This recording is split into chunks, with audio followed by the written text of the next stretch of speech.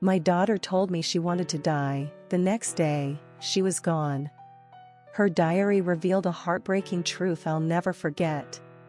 This is the true story of a mother whose daughter unexpectedly passed away at just 7 years old. You never expect your world to shatter on a Thursday. Especially not in May. Especially not when the sun is out, the birds are singing, and your daughter just won Student of the Month. But that's exactly when I lost my little girl, and found out what she'd been hiding in the pages of her secret diary. It was a gorgeous spring day. That kind where everything feels like it's finally waking up after winter. My daughter Shiloh was 7, gentle, affectionate, an old soul wrapped in sparkly sneakers. That afternoon, she came running in from school, practically glowing. She had just been awarded Student of the Month for showing a growth mindset. She waved the certificate around like it was a golden ticket and begged me to put it on the fridge. I still remember her smile. It's burned into my brain. If I had known that would be the last time I'd see her alive, I would have held her just a little longer. Normally, I pick her up from school. But that day, I couldn't. We were short-staffed at Starbucks, and the afternoon rush just wouldn't end. By the time I got home, I was exhausted. All I wanted was to pour a glass of wine and pretend the world didn't exist. When I walked in, the house was quiet, too quiet for a child Shiloh's age. I found her curled up on the couch, reading her favorite book. She jumped up when she saw me, all energy and excitement, telling me every detail of her day. We heated leftovers, ate side by side, laughed. I tucked her in that night with extra snuggles, the kind where you don't want to let go. And then, just as I was about to turn off the light, she said, "Mommy, I want to die and go to heaven." My heart clenched. But it wasn't the first time she'd said something like that.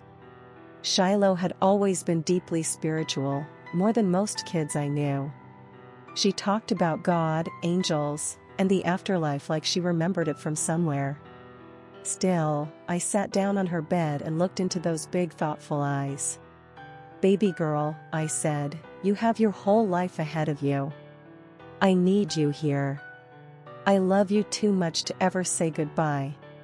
She smiled, that dimpled, knowing smile, and turned over to sleep. If only I had known those would be the last words I ever said to her. After I cleaned up the kitchen, I poured my long-awaited wine and called my best friend. We chatted for nearly an hour. Shiloh was just down the hall, or so I thought.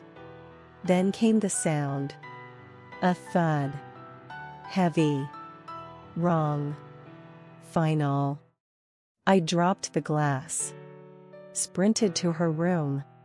And there she was, on the floor, lips blue, body limp.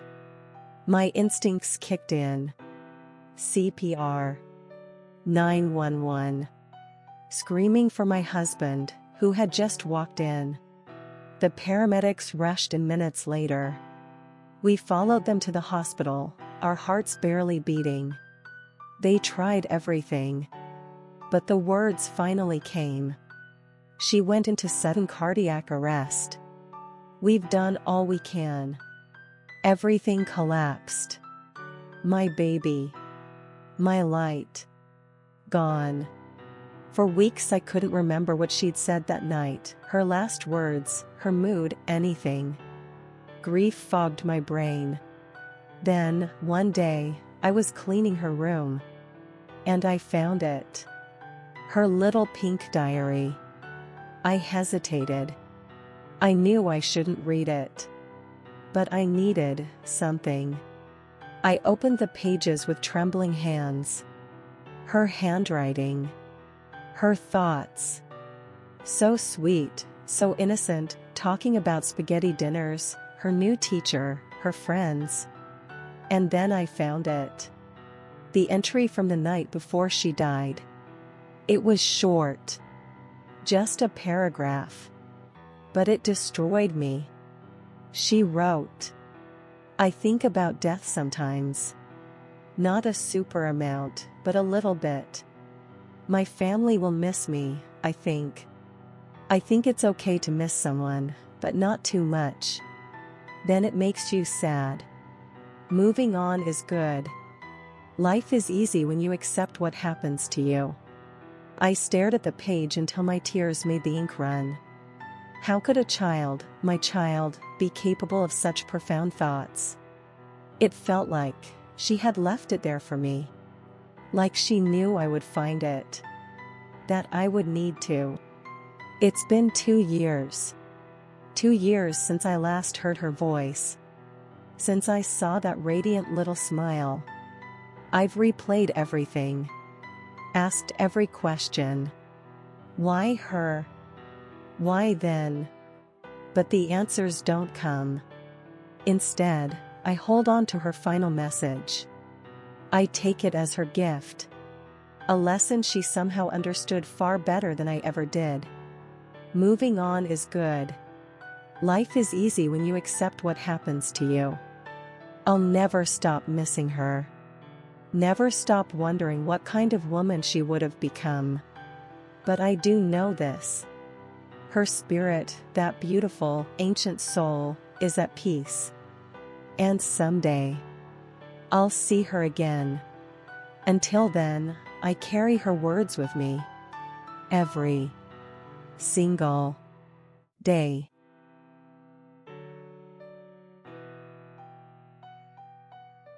What I found after my daughter's death changed everything.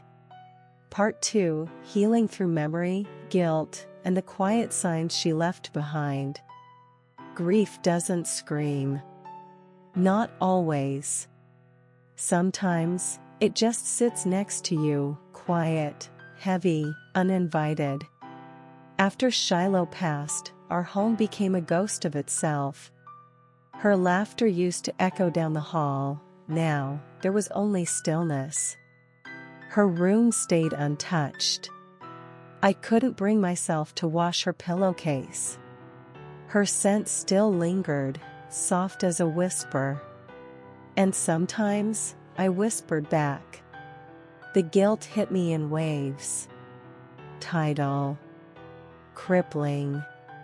What if I hadn't stayed for that extra shift? What if I had checked on her once more that night? What if I'd known what I want to die and go to heaven really meant?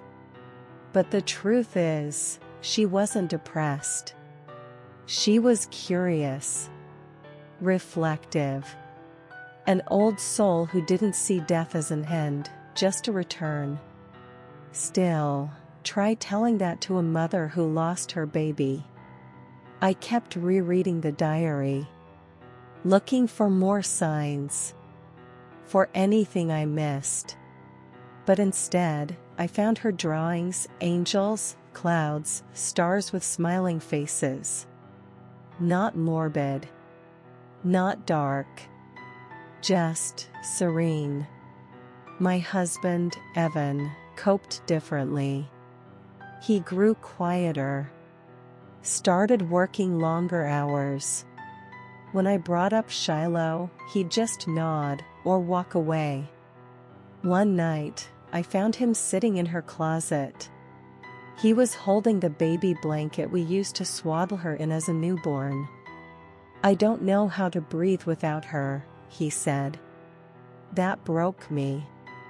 Grief doesn't just tear apart your heart. It pulls at your marriage. Your friendships. Your will to keep going. A few months later, something happened. I was driving to the store, half functioning, half empty. It was pouring rain, the kind that makes you feel like the sky is grieving too. I stopped at a red light and stared out the windshield. And then, the sun broke through. Just for a second. A perfect beam of gold slicing the storm.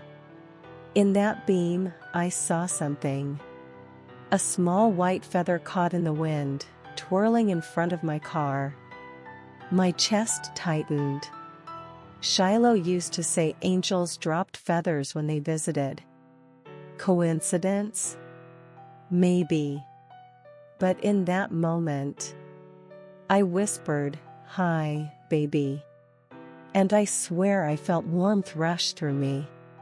Weeks after the funeral, I received an unexpected email.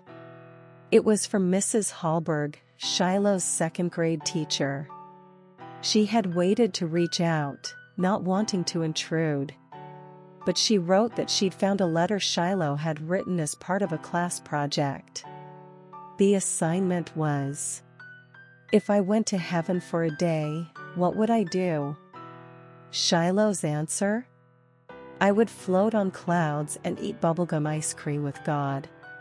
I would ask him why people are sad and how he makes rainbows. Then I would tell him I miss my mommy when I'm at school. But I know he watches her when I'm not home.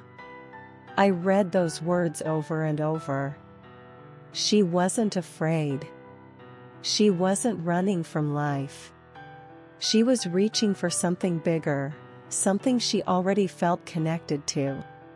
2 years later, our home looks the same, but it feels lighter. I've started volunteering at a children's hospice. Not because I want to relive the pain, but because I've learned something powerful from Shiloh. Grief is not something to get over. It's something you carry with you, like a locket with a picture inside. Some days, I open that locket and cry. Other days, I smile. And every once in a while, when the wind shifts or the rain stops suddenly, I swear I feel her with me. The dreams didn't come for months. And when they did, I wasn't prepared. She was standing in a field, barefoot, twirling in a white dress, hair wild. She looked older. Maybe 10. But those eyes, still Shiloh's. "Hi, Mommy," she said, smiling. I tried to run to her, but my feet wouldn't move. Then she added, "You don't have to be sad to remember me. I like it better when you laugh." And just like that, she vanished. I woke up sobbing. But it was a different kind of sob, not pain. Release. If you've lost someone you love, especially a child, know this. Their story didn't end. It just moved to a place your eyes can't follow. But your heart still can. I still miss my daughter every day. But I carry her with me now, not in grief, but in gratitude. Because Shiloh taught me that even the smallest soul can leave the deepest echo.